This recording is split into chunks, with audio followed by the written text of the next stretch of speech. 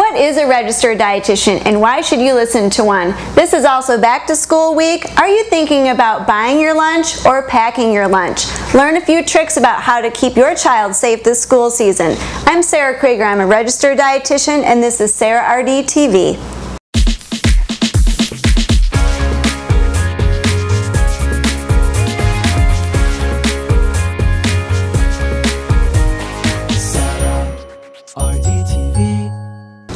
This episode is sponsored by the American Dietetic Association, found at eatright.org, and ConAgra Foods, where you can find information at homefoodsafety.org.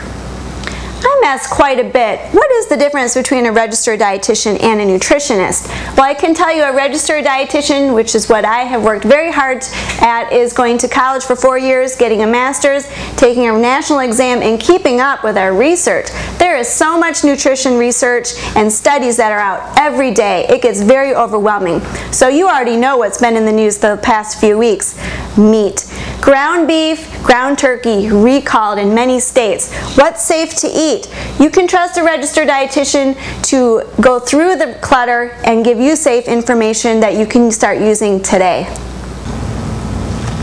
So as a registered dietitian who works with families, a lot of parents tell me that the school lunch is not healthy and their child's lunch that they bring from home is way better. But I tell you what, I see a lot of fruit drinks and I see a lot of chips in lunches. So I just wanted to keep 3 things in mind. If you are packing your child's lunch for school, pay attention to picking a food from each food group. So you can see there are a few examples of whole grains over here. A lot of peanut butter sandwiches are pretty common in school lunches, but how about either refried beans, black beans, or hummus in a corn tortilla with salsa on the side, or instead of just bread, putting peanut butter or another nut butter like almond butter or soy nut butter or cashew butter in a pita. So those are a few examples of that. The second thing you want to think about when packing your child's lunch is keeping the portions pretty reasonable to the age of the child. If you have an early elementary age child, you want to keep the portions probably only to this amount or even this, with half of the salsa. If you have a high school student or middle school, of course you would want to keep the portions a little bit larger. We don't want to waste anything. The third thing you want to keep in mind is the temperature of your sack lunch. You want to use something that has a liner inside to keep foods pretty cold. And you can see I have a variety of different ice packs that you can put in the lunch. There are tons of them. You can get round ones, square ones. You can get the kind that are attached to the lid and put on a container. If you use a small one like this, these are great for putting, say, a hard-boiled egg in or a yogurt. But you definitely want to keep 1 to 2 of these ice packs in your bag so that it stays pretty chilled. The other thing to keep in mind, going back to the different food groups, so you have your whole grains, is when you're thinking about if foods are perishable or not perishable. When I say the word perishable to people, sometimes they don't know what that means, but a lot of people do know what that means. It means things like egg salad or potato salad, things that will spoil quite quickly.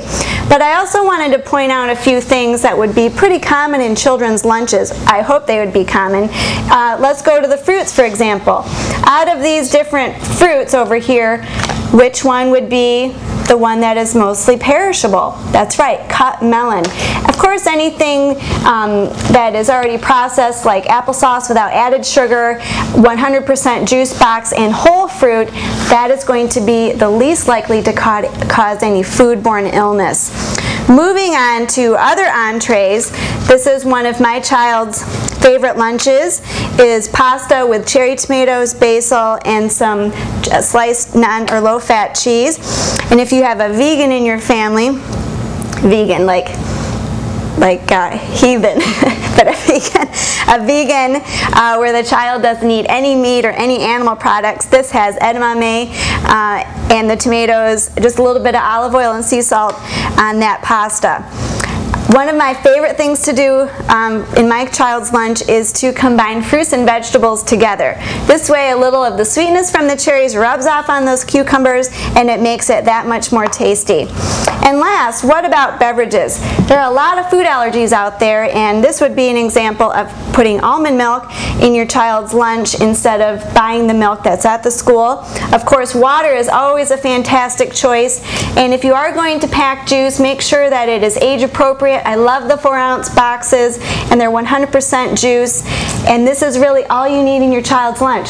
Guess what? Chips, candy, cookies, those are totally extra, and you're wasting your money if you put those in your child's lunch as well. You want to invest in their health and their education. You want to pack nutritious foods.